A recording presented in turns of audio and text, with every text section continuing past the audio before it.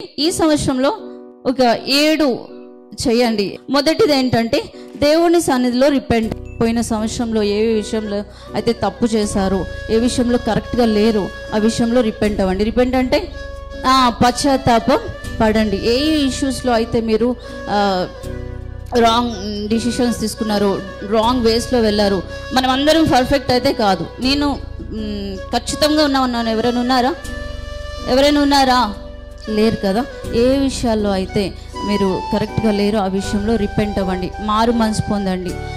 పశ్చాత్తాపడడం ఒకటి ఎత్తు అయితే మారు మనసు పొందడం ఇంకో ఎత్తు. రెండవది ఏంటంటే దేవునితో మళ్ళీ కనెక్ట్ అవ్వండి, రీకనెక్ట్. చాలామంది ఈ ఇయర్లో దేవునికి దూరం అయిపోయిన వాళ్ళు ఉన్నారు. హల్లెలూయా, హల్లెలూయా. దేవునితో ఏదైతే సంబంధము తెగిపోయిందో, ఆదాము అవ్వకి ఎప్పుడైతే పాపం చేస్తారో అప్పుడు ఏమైంది? దేవునితో సంబంధం తెగిపోయింది.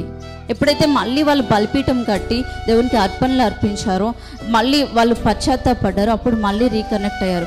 ఈ సంవత్సరంలో మళ్ళీ దేవునికి రీకనెక్ట్ అవ్వండి. హల్లెలూయా.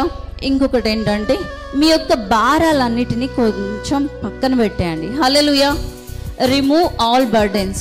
మీ యొక్క భారాలు ఏవైతే ఉన్నాయో అవి పక్కన పెట్టేసేయండి.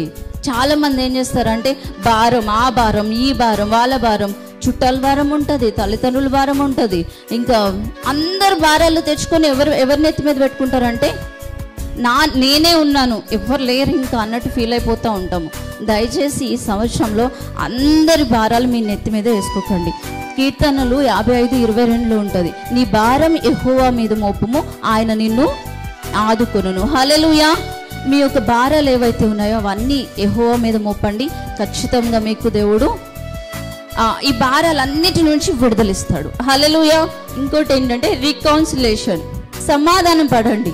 ఈ మధ్య కాలంలో భార్యకి భర్తకి సమాధానం ఉండట్లేదు, పిల్లలకి తల్లిదండ్రులకి సమాధానం ఉండట్లేదు, అత్తకి కోడలికి సమాధానం ఉండట్లేదు.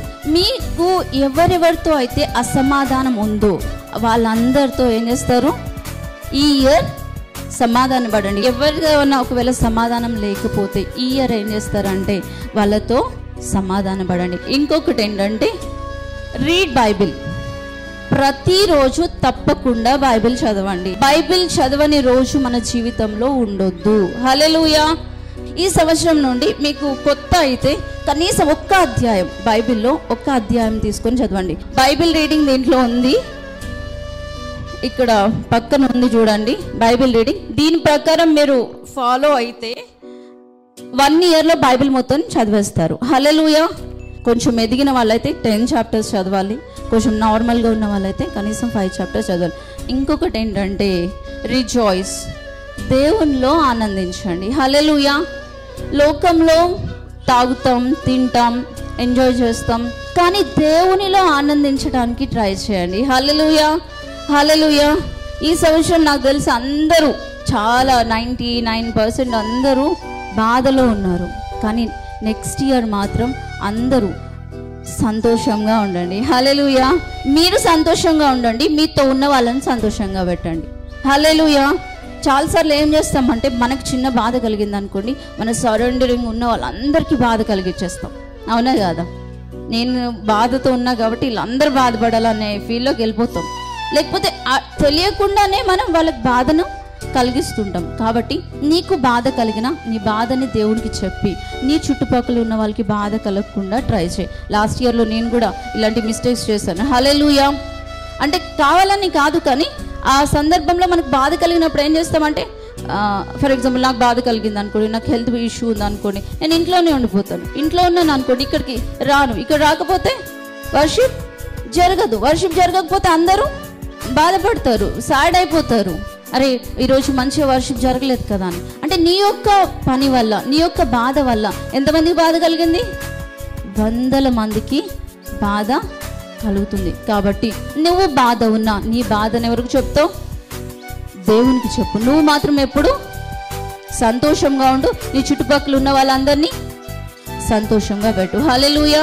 రీఫిల్, ఎప్పటికప్పుడు నింపబడుతూ ఉండండి. హల్లెలూయా.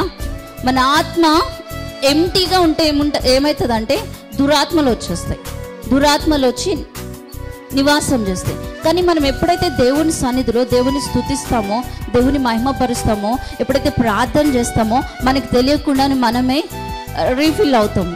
ఎంతమంది భాషల వరం ఉంది, ఎప్పటికప్పుడు భాషల వరం లేని వాళ్ళు అడగండి దేవుణ్ణి. దేవుని యొక్క ఆత్మతో నింపబడండి. దేవుడు నాకు అది ఈ సంవత్సరం కావాలి అని అడగండి, ఖచ్చితంగా దేవుడు ఇస్తాడు. హల్లెలూయా, హల్లెలూయా.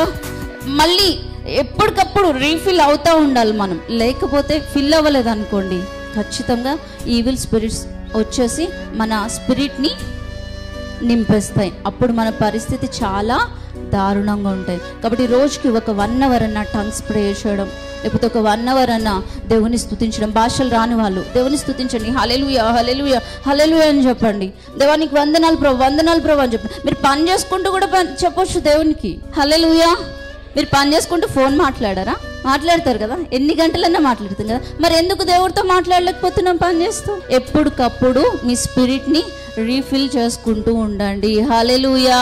ఈ సంవత్సరంలో చెయ్యండి, మీ జీవితాలు మారిపోతాయి. హల్లెలూయా.